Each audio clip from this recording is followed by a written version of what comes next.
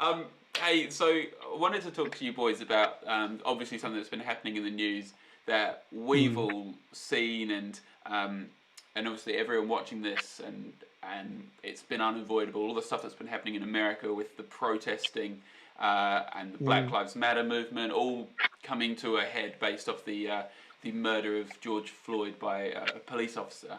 Obviously, before we even start talking about this, for you guys watching, we are aware that it's not the best idea for three white guys to be talking about racial issues. However, we do feel like we need to speak up and explain how we feel, what we feel we can do, and what we think you guys can do. We don't want this to be. We don't want to be silent on this issue. Basically, we don't want to pretend. No. You know, we love doing remix. We love having fun, hanging out with each other and challenging each other and doing stupid banter things. But actually, this is really important, and so we don't want to miss the chance to talk about it. So yeah, I just wondered if you guys might want to share your initial reactions or any thoughts, and we'll go from there for a little bit. I mean, I when I watched the footage, the 9 minutes footage of what happened to poor George Floyd, I genuinely didn't have words at that moment. The word disgusting doesn't do justice to what happened, and kind of linked to what you were saying, Davy. I'm aware with all of this that my voice in many ways is not the most important one. I thought it was disgusting, but I didn't sit and watch that footage and be thinking that could have been me. If I ever have kids, hopefully, I will most likely not be sitting there worrying about whether that child is going to get marked down in their job prospects because of the color of their skin. Yeah, right. I'm never going to know what it's like to feel like that. But what I can do is I can stand in solidarity with those who are in that situation and say racism is disgusting. It is wrong. And we have to seriously look, all of us, as white people, we have to look at where we are complicit in it, where we are just letting it slide by. I've been listening to a book recently called The Color of Compromise, and the more I've listened to it, the more I've thought, you know what, I am so ashamed of myself that I did not know more about this stuff before, that I did not take the time to know more about this stuff before. And actually, I want to apologize for that. I want to say I'm sorry for that. I want to say I'm sorry about where I've been complicit in this. Yeah, absolutely.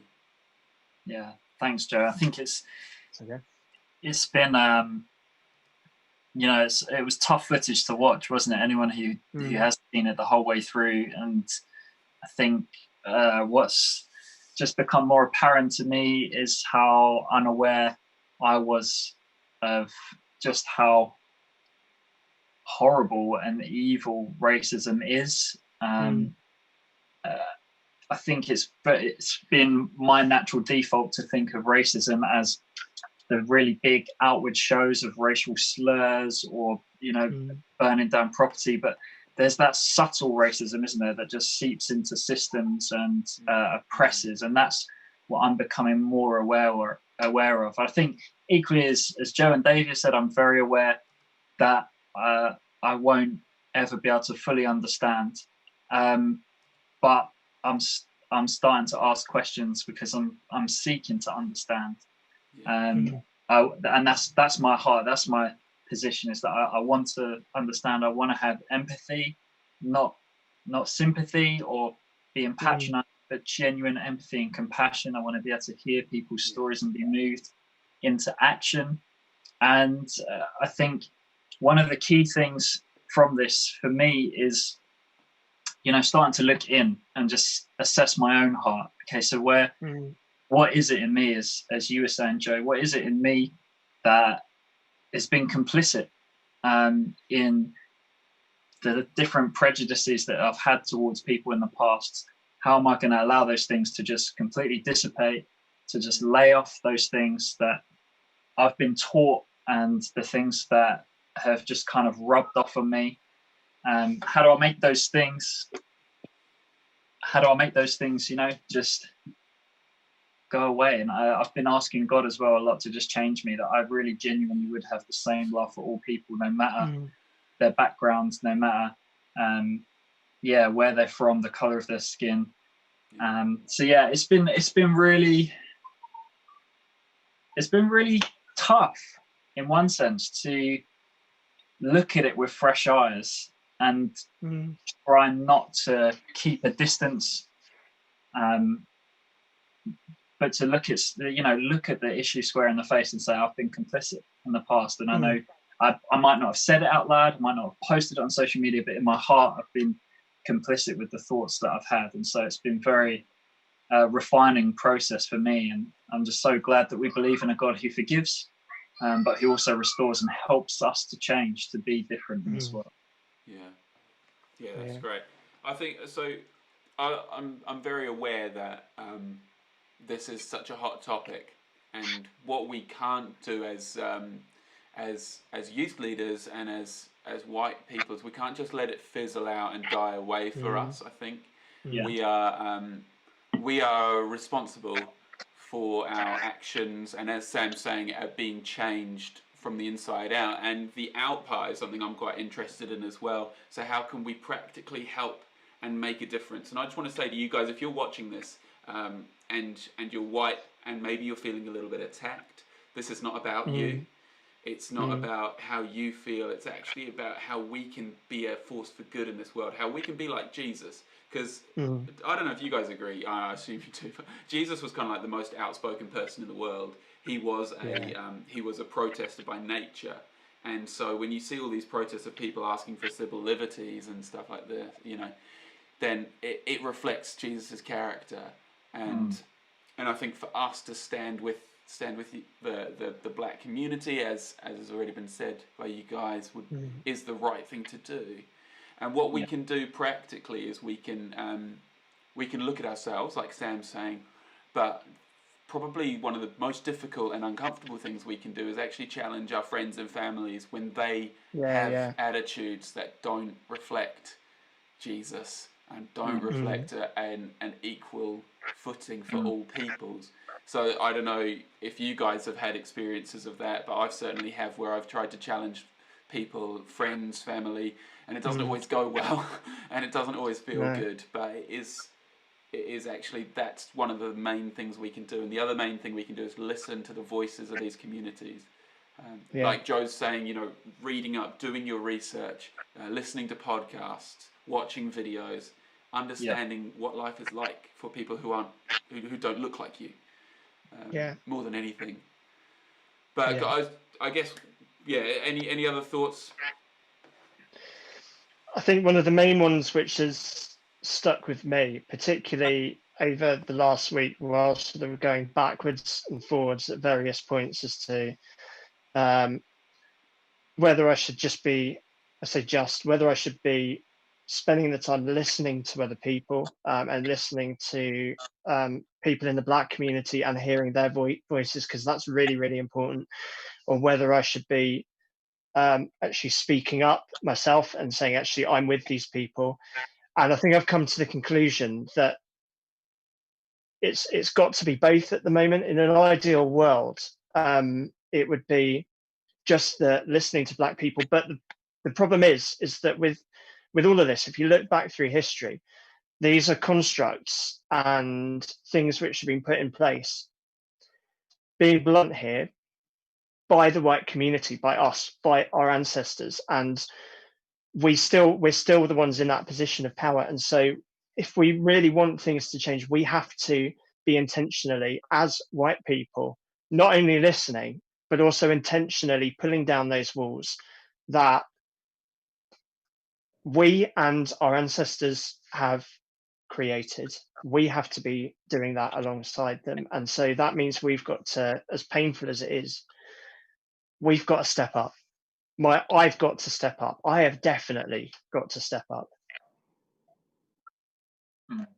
Yeah, likewise. I think it's, for us, for those who profess to be Christians, it's important for us to go back to the Word and just see right from the beginning of time in Genesis, God made us male and female in His likeness, in His image.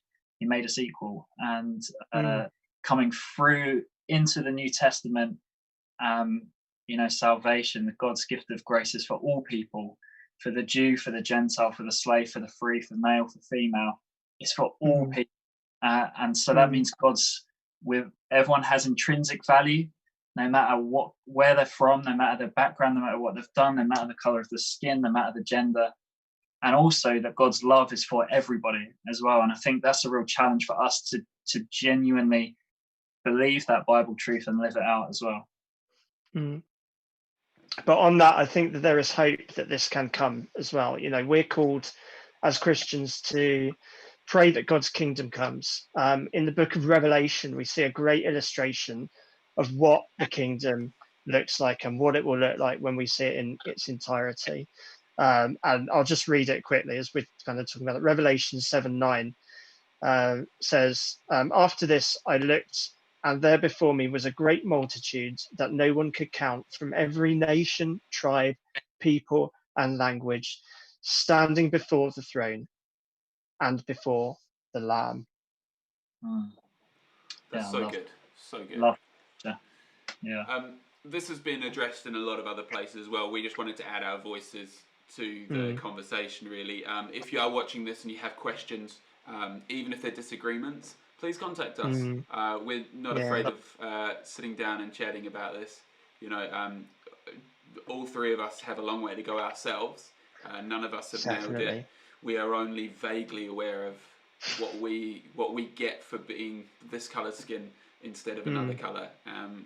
So we want to have open dialogue and conversation. So please please contact us if you do have things you want to say. But I think we've covered it reasonably well, as best as we can today, I think. So if you do have anything you want to say, if you want to have a safe conversation with people who are going to try their best not to judge you and try and help you understand things, please talk to us, because we'd love to really help. Shall we pray and then we'll move on? I feel like that'd be a good thing to do. Yeah. Father, we just want to lift up the situation that's happening in the States, God. We grieve with the family of George Floyd and so many others who have lost relatives to brutality, and basically all stemming from a group of people thinking that they're better than everyone else, God. And we know that is not your kingdom. We know that is not who you are. And God, we just ask that we can be better reflections of you, and that we can help express your love and your justice in whatever way we need to. Amen. Amen.